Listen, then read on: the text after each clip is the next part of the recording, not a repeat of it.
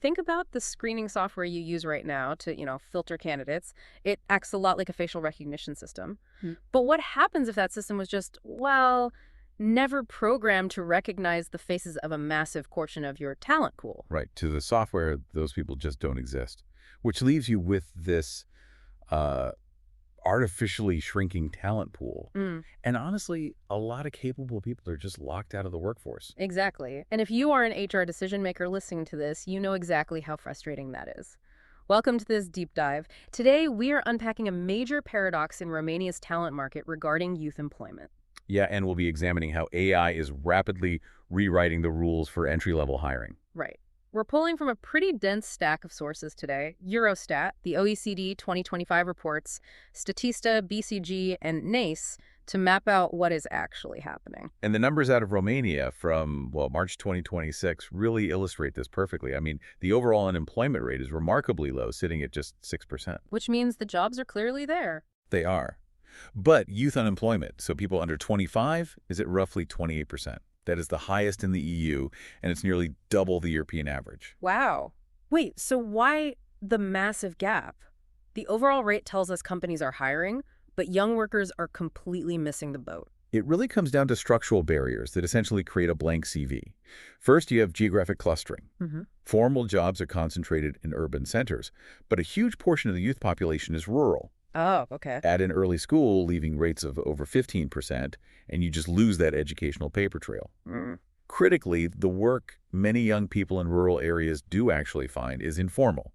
It's undeclared labor. So they might have like years of actual work ethic managing logistics on a family farm or doing cash in hand trades, but to an applicant tracking system, they look like someone who has been sitting on a couch for 3 years. Yes, they look like a risk.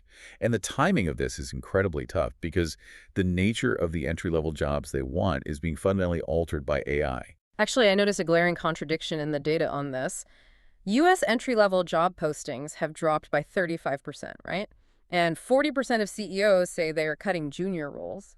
But then a Strada Institute survey claims executives expect AI to actually increase entry-level hiring. How do both of those things happen at the same time? By redefining what entry-level even means, AI is quietly absorbing all the grunt work. Like basic data entry and scheduling. Exactly. Formatting spreadsheets, basic admin. Historically, doing that busy work was how junior staff learned the business. Because the software handles that now, employers expect candidates to show up on day one ready to do higher-level analytical work. Wow. So the data shows 70% of employers now hire based on demonstrated skills rather than GPA. So if AI demands candidates show up with day one skills, but our current software just auto-rejects anyone without a conventional corporate internship, aren't we basically forcing candidates to lie on their resumes just to get past the bot? You've hit on a massive vulnerability for HR teams. Because AI doesn't just change the job requirements, it makes faking a resume incredibly easy. We are seeing a huge spike in AI-generated synthetic profiles. Wait, how do you practically solve that? If I'm an HR director trying to safely tap into this rural talent pool, I can't exactly call up a candidate's grandfather to verify they worked on the family farm for 3 years. How do you verify an unverified background?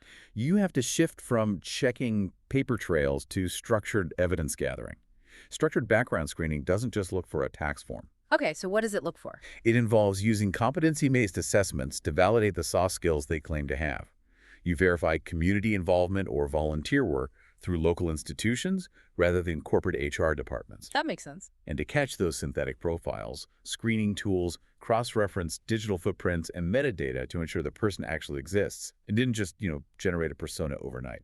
But doing all that digging sounds like a legal minefield, especially in Romania. Oh, it requires absolute precision. Yeah. You have to navigate GDPR and Romania's law in 19/2018. Right. The mechanism there is data minimization. You cannot run a full-spectrum background check on a junior candidate just to see what turns up. You legally can only verify data that is strictly necessary for the specific risks of that role. And I'm assuming you need their permission. Absolutely. You must have transparent, explicit consent from the candidate before you even start. So the core takeaway for hiring teams is that structured verification is the mechanism that bridges this trust deficit. It translates a messy, unconventional background into an evidence-based profile, Exactly. gives overlooked youth a fair shot while protecting the company from fraud. It really turns hiring from a guess into a calculated decision. I love that. I want to leave you with a final thought to mull over as you look at your own organization's hiring strategy. Mhm. If AI is now doing all the basic tasks that historically taught your junior staff how your business actually operates, how will your company train its next generation of senior leaders? If the people starting today never learn how the building was built, who is going to run it tomorrow?